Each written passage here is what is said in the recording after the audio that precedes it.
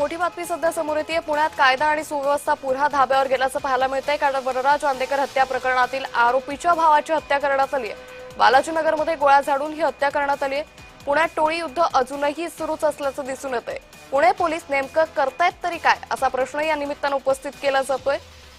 तर पुण्यात टोळी युद्ध अजूनही सुरूच असल्याचं या सगळ्या घटनेतून पाहायला मिळतंय। वनराज आंदेकर हत्या प्रकरणातील आरोपीच्या भावाची हत्या करण्यात आलेली आहे। तर पुण्यातील कायदा सुव्यवस्थेचा प्रश्न दिवसेंदिवस गंभीर होत असल्याचं या घटनेतून पुन्हा एकदा स्पष्ट झालेलं आहे। तर वनराज आंदेकर हत्या प्रकरणातील आरोपीच्या भावाची हत्या करण्यात आलेली आहे। बालाजीनगरमध्ये गोळ्या झाडून ही हत्या करण्यात आली आहे। पुणे पोलीस या ठिकाणी पोहोचलेले पुढील घटनेचा पंचनामा केला जातोय, तपासही केला जातोय। मात्र पुण्यात टोळी युद्ध अजूनही सुरूच आहे। मग या सगळ्या पार्श्वभूमीवर पुणे पोलीस नेमकं करतायत तरी काय असा प्रश्न या निमित्तानं उपस्थित केला जातोय। बालाजीनगरमध्ये गोळ्या झाडून ही हत्या करण्यात आलेली आहे।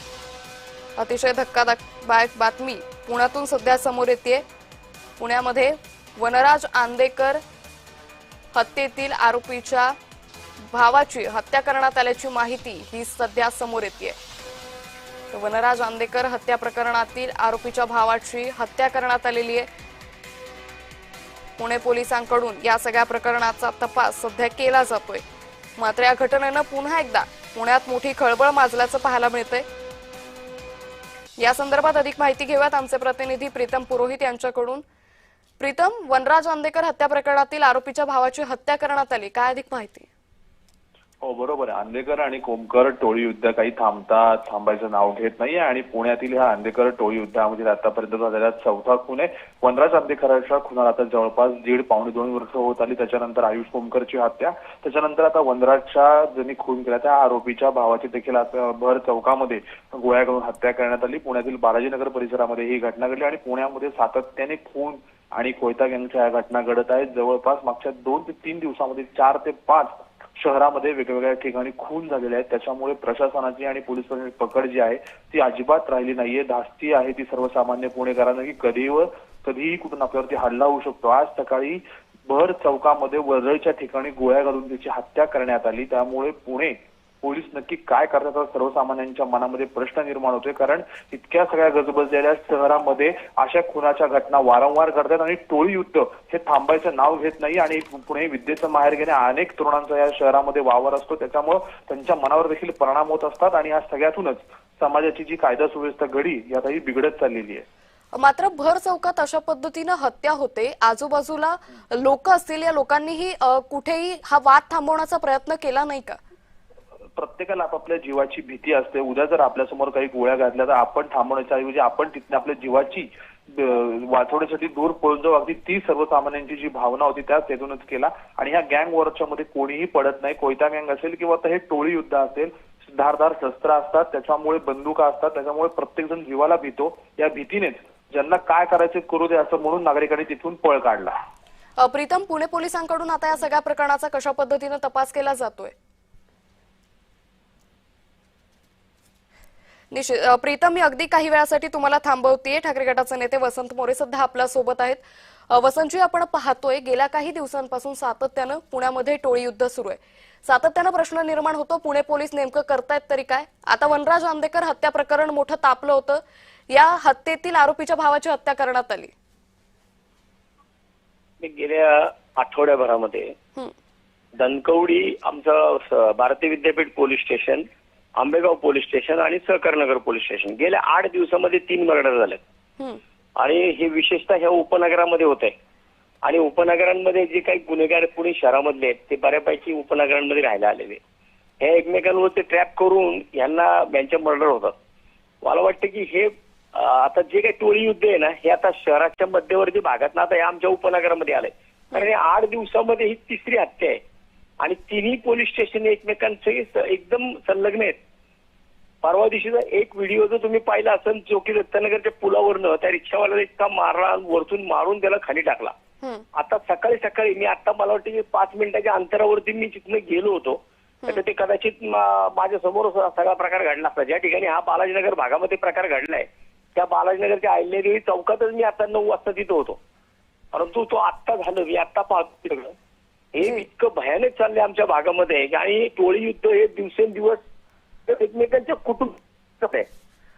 आणि तू नाही मग दुसरा कोण असा याचा एक त्यामध्ये कुठेही जी वसंतजी, त्यामुळे एकंदरीतच आता या सगळ्या प्रकरणी पुणे पोलिसांकडून कशी कारवाई केली जाते हेही पाहणं महत्वाचं ठरेल. तुर्तास धन्यवाद आपण जय महाराष्ट्राला दिलेल्या प्रतिक्रियेसाठी.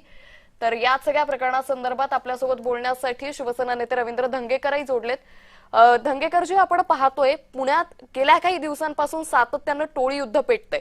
पुण्यातला कायदा सुव्यवस्थेचा प्रश्न इतका गंभीर झालाय की बाहेरून येणारी जी मुलं आहेत त्यांना आता पुण्यात येण्यासाठी भीती वाटायला लागलीय. नेमकं प्रशासन करतंय काय असा प्रश्न उपस्थित होतोय. बघा, पुण्याला इतिहास आहे. पुण्यात विद्येचं माहेरघर म्हणलं जातं. आता गुन्हेगारांचं माहेरघर मानाची वेळ आलेली आहे. आपण बघितलं असेल तर रोज पुण्यात मुडदे पडतात भर दिवसा. त्याच्यामध्ये पोलीस खात्यातली काही त्रुटी आहेत का ह्या जरा शोधल्या पाहिजेत पोलिसांनी. दुसरी गोष्ट, पुणे हे मुंबईच्या खालोखाल पुण्याची लोकसंख्या आणि पुण्याचं अर्थकारण बघता पुण्यामध्ये पब संस्कृती असेल, अंमली पदार्थ असतील, गुन्हेगारी असतील, यांचा सगळ्यांचा जवळचा संबंध या सगळ्या विषयाशी. पब चालले की पैसे मिळणार, पैसे मिळले की गुन्हेगारी होणार, गुन्हेगारी आले की ती पावडर, अंमली पदार्थ, हे सगळं सिस्टीम ही आता ही सगळी एका जागेवर एका ठिकाणी येऊन बसलेली आहे. आणि पोलिसांनी आता मुंबईतली गुन्हेगारी संपलेली, मग तशी मुंबईतलं ऐकायला मिळत नाही. पण पुण्यामध्ये उपनगर असतील, पुणे शहर असतील, पुण्याच्या ग्रामीण भाग असेल, आपण हा 15 वर्षी इतकं प्रचंड गुन्हेगारी वाढली की आंतरराष्ट्रीय गुन्हेगार पुण्यात राहायला लागले. आणि अशा परिस्थितीमध्ये आता तुम्ही तर म्हणले ऐकतो की आंदेकर टोळीतला कोणतरी होतं, म्हणजे तुरुंगात राहून सुद्धा हे काय चाललंय आता अवघड आहे. आणि सर्वसामान्य लोकांना आता जगणं इतकं मुश्किल होणार आहे. तर पोलिसांनी याच्यामध्ये कडक पावलं उचलली पाहिजेत. परवा आपण नसापूरचा एक विषय बघितला, नंतर पर्वतीचा बघितला. लहान मुली सुद्धा लोक आता त्यांच्यावर अन्याय करतायत. म्हणजे आता हे पुण्यामध्ये चाललंय काय अशी मनाची वेळ आता पुणेकरांना आलेली आहे. धंगेकरजी, मग या सगळ्याच्या विरोधात तुम्ही सरकारपर्यंत हे कशा पद्धतीनं पोहोचवणार, कठोरात कठोर कारवाई व्हावी यासाठी तुम्ही कशी पावलं उचलणार? नाही, याच्यामध्ये सातत्यानं आम्ही बोलतोय आणि मी पोलीस कमिशनरलाही मागच्या आठवड्यात भेटलोय आणि त्यांच्याशी चर्चा बी झाली की अजून तुम्हाला कडक पावलं उचलली पाहिजेत. पण त्या पब मध्ये मुलीवर अतिप्रसंग झाला, ती बातमी चाललेली. आणि मग या सगळ्यामध्ये ही पब संस्कृती, पैसा आणि तिथं अर्थकारण, मग पोलीस खातं काय करतं तिथं, मग सगळं ते जी काय सिस्टीम ते खाती आहेत ती काय करतात. आणि हे सगळं एका जागेवर येण्या कुठंतरी पहिलं अर्थकारण, ह्यातलं चुकीचं अर्थकारण हे थांबवलं पाहिजे. हे थांबलं की खाली सगळ्या पद्धती, सगळ्या ज्या त्याच्या साखळी आहे ती साखळी थांबणार आहे. पण ते चुकीचं अर्थकारण नेमकं थांबणार तरी कसं? त्यासाठी प्रशासनाला काहीतरी कठोर पावलं उचलावी लागतील. ह्याच्यासाठी पोलिसांनी कठोर पावलं उचलली पाहिजे. तो कोण शेट्टी कोणतरी आहे बाबा, आता शिल्पा शेट्टी कोणतरी कलाकार आहे, अभिनेत्री, तिच्या नावाने पब चालतो, करोडो रुपये तिकडे खर्च होतात, लहान मुलं मुली किती प्रचंड आहे. म्हणजे आता ही गुन्हेगारी एकदम हाय प्रॉपर झाली आणि ही सगळी सिस्टीम तिथं आहे. निश्चित आता सिस्टीम या सगळ्या प्रकरणी नेमकं काय पावलं उचलतं हे तर काही दिवसात स्पष्ट होईलच. तुर्तास रवींद्रजी, आपण जय महाराष्ट्राला दिलेल्या प्रतिक्रियेसाठी धन्यवाद. तर पुण्याच्या बालाजीनगर मधली ही घटना सध्या समोर येते. गेल्या 8 दिवसातली ही तिसरी हत्या आहे. वनराज चांदेकर हत्या प्रकरणातील आरोपीच्या भावाची हत्या करण्यात आली आहे. भर चौकात ही हत्या झाली, बंदुकीनं गोळी झाडून ही हत्या करण्यात आली. त्यामुळे पुणे पोलीस नेमकं करतायत तरी काय असा प्रश्न या निमित्तानं उपस्थित केला जातोय. आता या सगळ्या प्रकरणी पुणे पोलिसांकडून कशा पद्धतीनं कारवाई होते, त्याचबरोबर या सगळ्या प्रकारामागे नेमकं कोण आहे याचा तपास घेतला जाईलच. आणि ते स्पष्ट झाल्यानंतर सरकारकडून कशा पद्धतीनं या सगळ्या युद्ध टोळीच्या पार्श्वभूमीवर पावलं उचलली जातात, कठोर निर्णय घेतले जातात, हेही पाहणं तितकंच महत्वाचं ठरणार आहे. तर वनराज चांदेकर हत्या प्रकरणातील आरोपीच्या भावाची हत्या करण्यात आलेली आहे. पुण्यातील अतिशय भरवस्तीत असलेल्या भर चौकात ही हत्या करण्यात आली.